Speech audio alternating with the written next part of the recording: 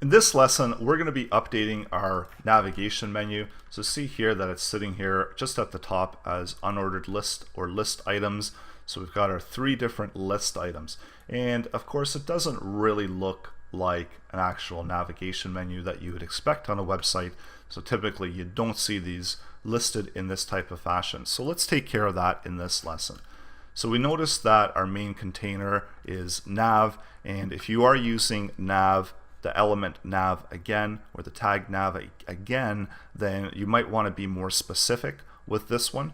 But for now, we know that we're not going to be using it. And it's safe to set all of our navigation items that are list items as we know that this is our main navigation area. So let's open up our CSS file and create some styling for nav. So we're going to just grab it with the main element or the main tag of nav. So any tags that you do have or within your HTML document that are navs are going to get this styling. So first, maybe let's just align our text. So text align and center that text so that they take up that center spacing, and let's get rid of some of this padding here. So I'm going to give it padding at the top and the bottom, but left and right is going to be 0. And margin, so by default, because it's a list item, so this is just for the main container of the navigation stuff, and we're going to worry about these list items afterwards, how to get rid of them. So we're going to worry about those after, but let's just bring in a margin here, so maybe 10 pixels, 0, and for the bottom we'll do a 0. So this adds in some spacing around our navigation area. It centers the content from our nav. And now let's look at those list items and get rid of those bullet points, because that's what's really ruining the way our menu is looking. And this is really easy within CSS. So there's a property called list style. So list style type, and we can set that to none, and we see that when we set that, that removes out those bullet points. So if you are using list items, you can set different types of bullet points if you want, but we just want to get rid of it entirely, so we can do none. And there's also list style, so these are going to work the same way. So we can get rid of the list style in this way as well. So let's update the padding. So padding is 0, because by default there is some additional padding there, and of course there is some margin information there. So we're going to get rid of that main margin here that we have around our unordered list, and we're going to add in some margins on the right and the left hand side.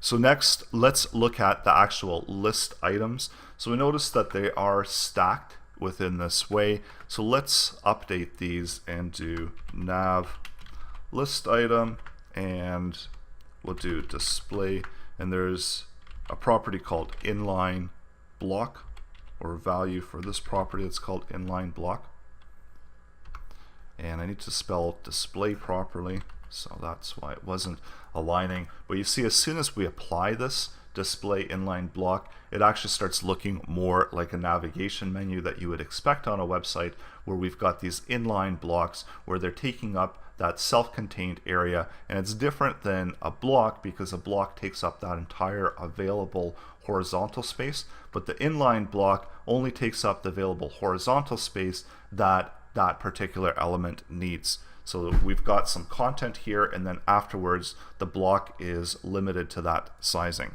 So that really is that magic touch there that allows us to really control the way that these list items are aligning.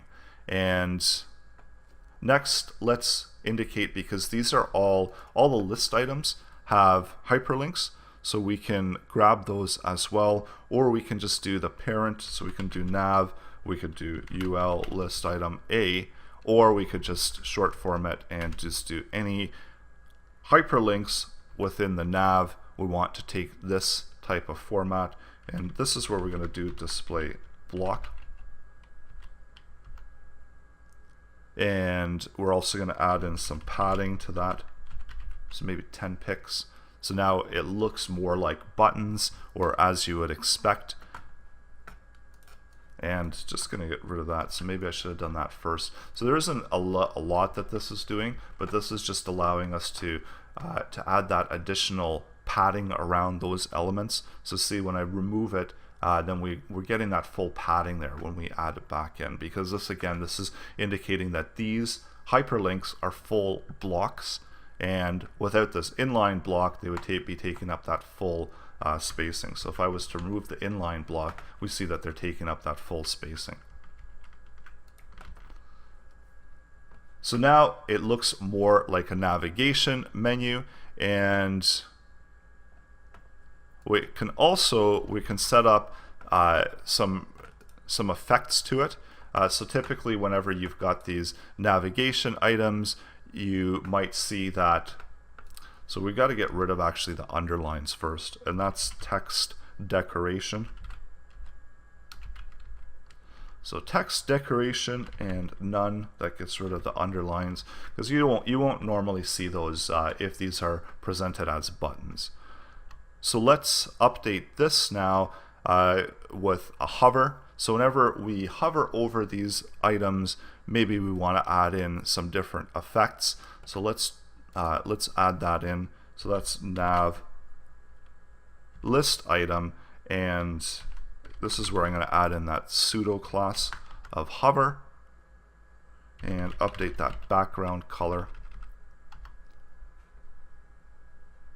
And maybe we want something that really contrasts, so we'll do black, and we'll do the actual color to white.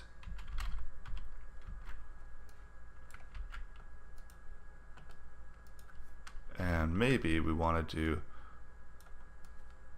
background color here and set that to something like that, so it's a little bit off-white there.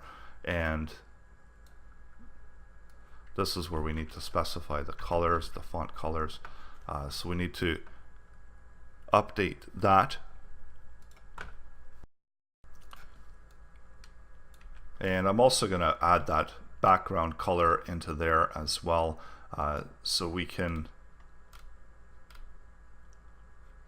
Now the reason for that is because it's being applied, the styling is being applied to that actual text.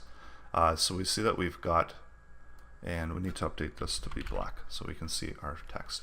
So now whenever we hover over it, we're not getting the actual effect that we need because we're still on that list item. So let's just update this to be the hyperlink.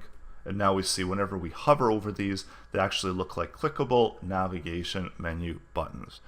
So that's how to create a navigation menu. And of course, we're going to have to work on how this is being presented, because this is how we want it to look on the small screen. But on the larger screen, when we go back to our design, we see that our original design looked different. So we had put the navigation items there, we had put the content there. So we're actually building up from a mobile first perspective, where we're building from what we want it to look like on the actual smallest screen. So we build that out. We see that this is what we want it to look like on the small screen, and this is consistent with our current design. But when we get to a bigger screen, we need to move these navigation menus around, or navigation items. So that's all coming up in the next set of lessons.